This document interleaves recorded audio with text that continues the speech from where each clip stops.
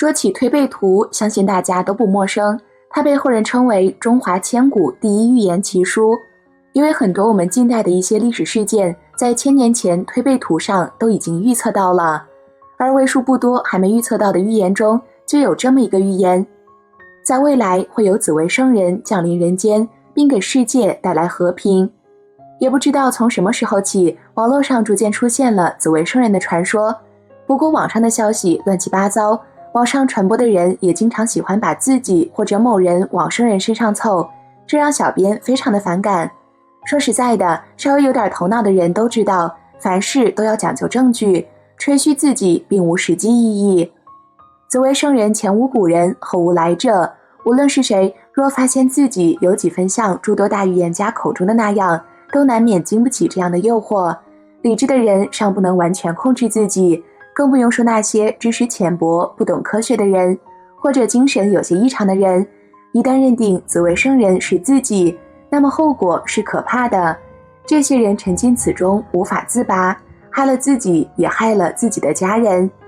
另一种认为自己是紫微圣人的人便是骗子，他们一般智商较高，却能写些所谓的大理论、大爱的文章，文章内容空洞，没有什么可实践的，简直是可笑。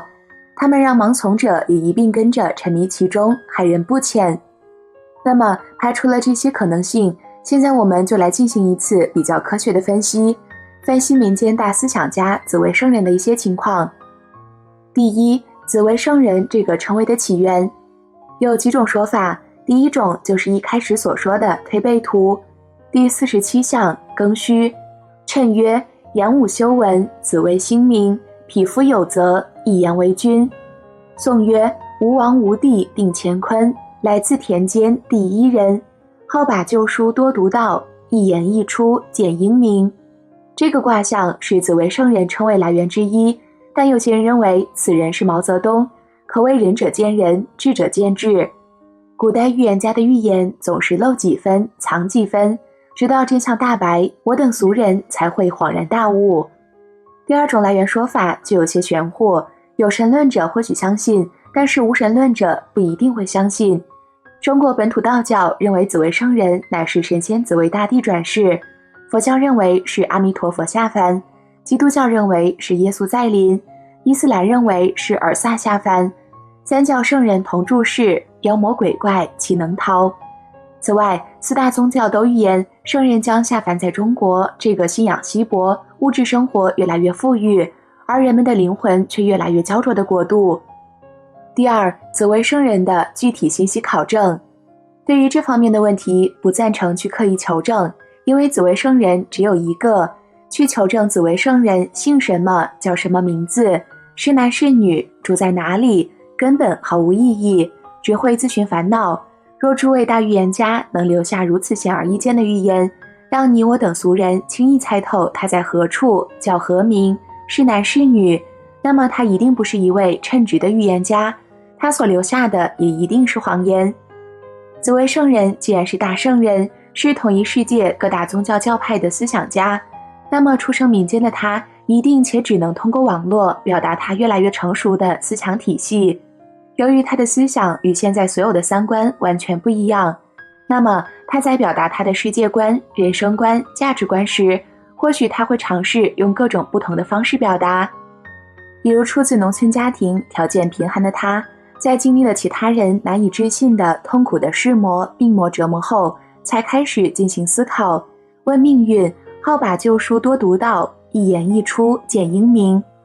读书思考后，这个经过诸多命运折磨的俗世凡人变得不平凡，他开始思考全人类的命运痛苦来源。于是他从传统命理书籍开始问命，到博览群书，最后总结自己的思考结晶，得出了只在为了全人类，为了让大家在户外的信条下提高自己的眼光格局，不在诸多小事互相斤斤计较的宏观思想体系。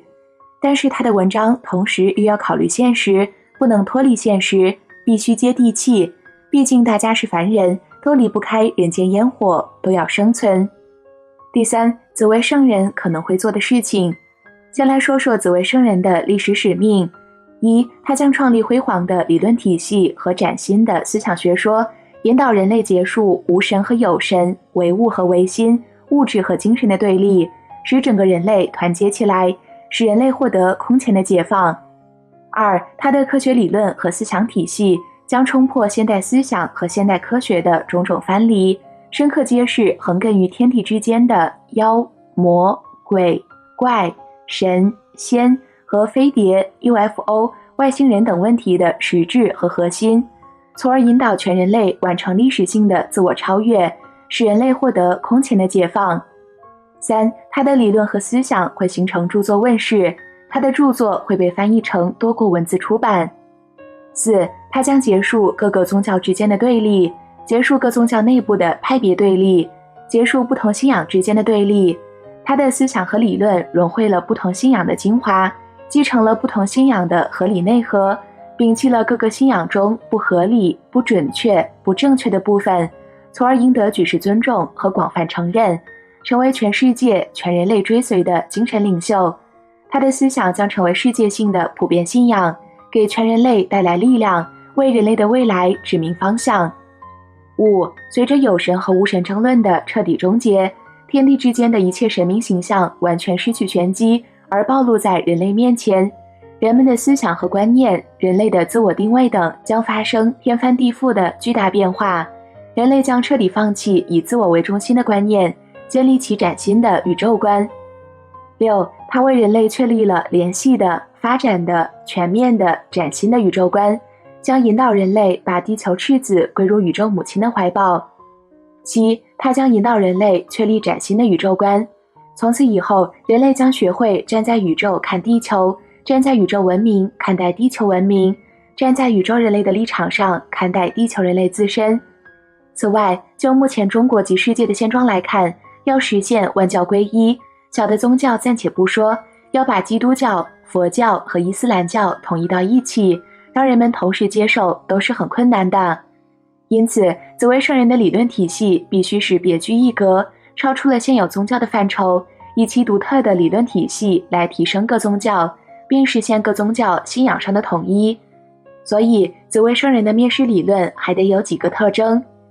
一，其理论、学说、观点涉及到传统文化、传统宗教中的内容，只有与传统文化相传承的东西，才能利于传承、利于理解、利于接纳。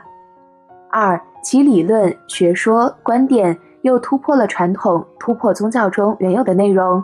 如果只是传统的东西，只是原有的内容，那么就根本谈不上提升，更不可能实现各宗教的统一。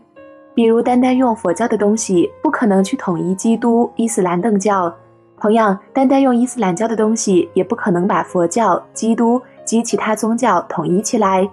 即使把各宗教的东西大杂烩在一起，也不可能形成一种统一各宗教的理论。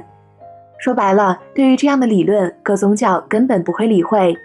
所以紫薇圣人的理论必须有突破的地方，定然有独到之处。三，最重要的一点，其理论内容必须要震惊到各宗教，足以引起各宗教的关注，并产生深度影响。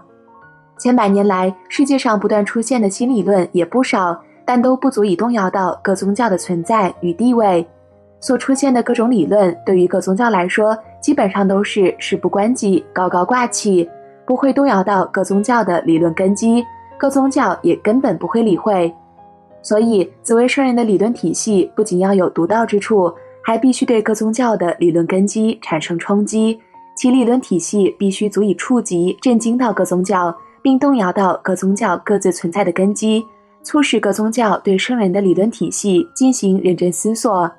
所以，如果不是触及、震惊、冲击到各宗教的理论根基，便无法引起各宗教共鸣，并产生深度影响。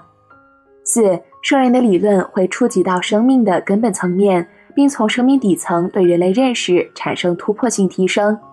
归根到底，各宗教都是以探寻生命本质，并以寻求生命解脱为根本目标与宗旨。因此，圣人的理论必须触及生命本质，从生命根本层面上对人类认识产生重大突破性提升，从而触动到各宗教理论，并对各宗教产生深层影响。如果不能从生命根本层面上对宗教产生影响，那么要触动宗教，引起各宗教共鸣，并最终结束各宗教各自为政的局面，恐怕是很难做到的。所以，圣人的理论必须触及到生命的根本层面，并从生命根本层面上对人类认识进行突破性揭示与重大提升。5. 圣人的理论不仅要对宗教产生冲击，也将对整个人类的思想认识产生冲击。6. 从推背图第47项关于圣人的描述，好把旧书多读到，一言一出见英明，可以看出，圣人是以传统文化为突破口，对宗教进行提升，对人类认识进行推进的。